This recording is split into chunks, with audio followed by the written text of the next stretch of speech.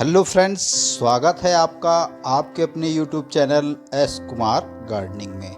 इस चैनल पे आपको फ्रूट, फ्लावर और वेजिटेबल्स की ग्रो केयर एंड ग्राफ्टिंग के अपडेट लगभग रोज़ाना मिलते हैं। तो वीडियो यदि पसंद आए तो लाइक करिए, चैनल को ज़्यादा से ज़्यादा सब्सक्राइब करिए ताकि अपडेट रहें गार्डनिंग व बागवानी की नई नई जानकारियों के साथ। तो विंटर के फ्लावरिंग प्लांट में यदि आपने अपने गार्डन में जीनिया को भी शामिल किया है तो आज मैं उसी के विषय में कि आप जीनिया के प्लांट को यदि उसे आपने पॉट में लगाया है या ज़मीन में लगाया है तो उसे किस प्रकार उसकी देखभाल करेंगे, किस प्रकार उसे खाद देंगे कि आपका पौधा अच्छे से सरवाइव करे और पूरी ठंडियों में अच्छे से फ्लावरिंग करता रहे। तो देखिए, ये मेरे जीनिया के कुछ प्लांट्स हैं।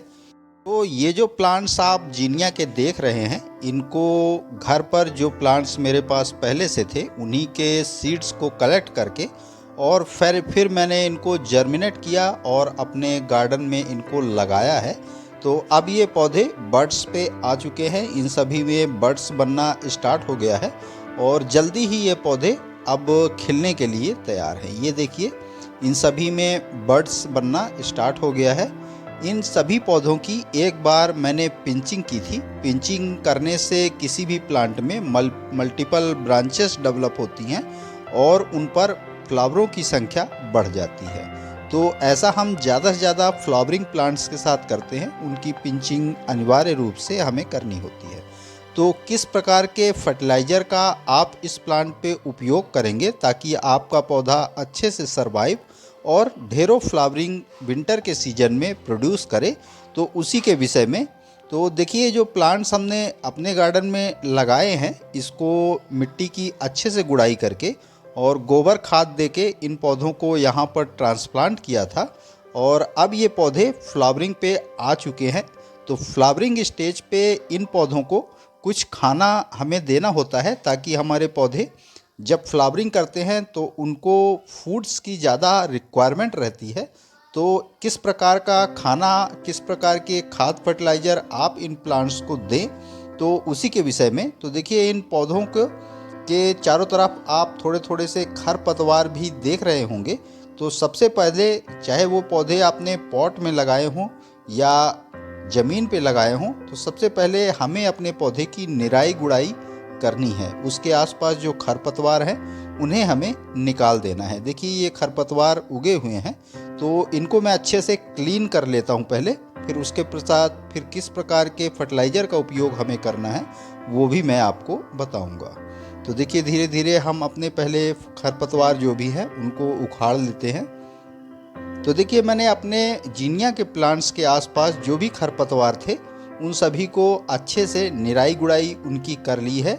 अब आइए समझ लेते हैं कि किस प्रकार के फर्टिलाइज़र का उपयोग करके हम अपने जीनिया के पौधे से ज़्यादा फ्लावरिंग ले पाएंगे।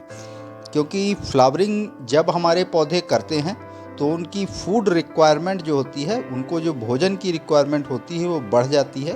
तो इस स्टेज पे हमें अपने पौधों को कुछ फर्टिलाइज़र यदि हम ऐड करते हैं, अपने तरफ से भी आप कुछ ऐड कर सकते हैं। मिट्टी में यदि गोबर खाद आपने मिलाई हुई है, वर्मी कंपोस्ट या किचन वेस्ट कंपोस्ट मिला के अपने पौधों को पॉट में ट्रांसप्लांट किया है, तो फ्लावरिंग ना होने तक आप उन पौधों को किसी भी तरह की खाद नहीं देंगे तो भी वे पौधे अच्छे से ग्रोथ और सरवाइव करेंगे। जब आपके पौधे फ्लावरिंग पे आने लगे, उस स्टेज पे आपको यह फर्टिलाइज़र अपने प्लांट्स को प्रोवाइड करने हैं। जिसमें देखिए, कुछ कुछ फर्टिलाइज़र मैं आपको बता रहा हूँ कि क्या फर्टिलाइज़र मैं अपने पौधों को देने जा रहा हूँ। तो देखिए, सरसों की खली है। सरसों की खली आपको मार्केट में ईजिली मिल जाएगी। ये 25 से 30 रुपए केजी के आसपास अवेलेबल रहता है। ये देखिए, ये बॉर्न मील है, ये डीएपी के है और इधर जो आप वाइट कलर का देख रहे हैं ये पोटाश है।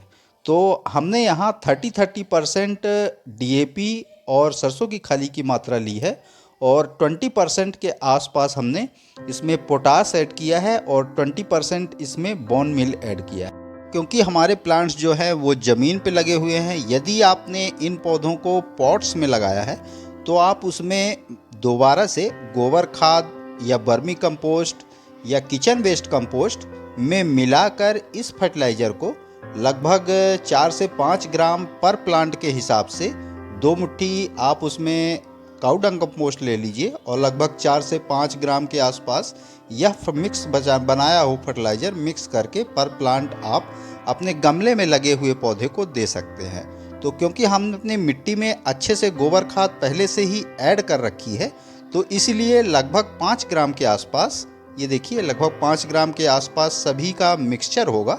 इसको पौधे के थोड़ा दूर से, जड़ों के नज़दीक से आपको कोई भी फर्टिलाइज़र ऐड नहीं करना है। ज़्यादा गुड़ाई उसके जड़ों के नज़दीक ना करें, इससे आपके जड़ें, रूट्स जो है वो डैमेज हो सकती हैं। तो इस प्रकार से आपको फर्टिलाइज़र देके इसके चारों तरफ की मिट्टी को अच्छे से गुड़ाई कर देना है। देखिए ये लगभग 5 ग्राम के आसपास पर प्लांट में जो चारों हमने फर्टिलाइज़र अपने मिक्स किए हैं इसमें, तो लगभग सभी को मिलाकर 5 ग्राम पर प्लांट के हिसाब से हम अपने पौधों को दे रहे हैं। तो यह प्रक्रिया अब इस स्टेज पे है जब हमारे पौधे बड्स पे हैं, फ्लावरिंग पे हैं, और जब हमारे इन पौधों पे फ्लावरिंग हो जाएगी तो उसके पश्चात भी लगभग अब से 20 से 25 दिनों के अंदर ये सभी पौधे फ्लावरिंग पे आ जाएंगे।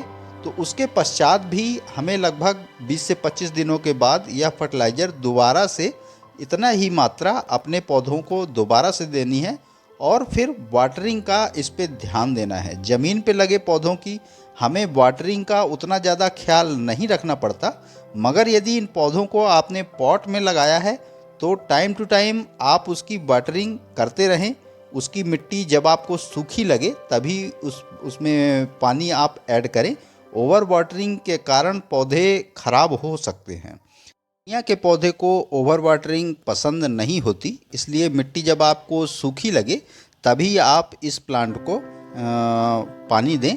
देखिए अभी मैं इन प्लांट्स को फर्टिलाइज़र ऐड कर रहा हूँ। मिट्टी आप देख रहे हैं कि पूरी तरह से भुरभुरी है, सूखी है, फिर भी हमारे पौधे अच्छे से ग्रोथ कर रहे हैं, अच्छे से बड्स बन रही हैं। ज़मीन पे लगे हुए पौधे हैं, गमले पे लगे हुए पौधे को भी आपको, जब आपके पौधे पॉट्स की मिट्टी सूखी लगे, लगभग आप देखते रहें, उसको चेक करके ही आप इस पे वाटरिंग करें।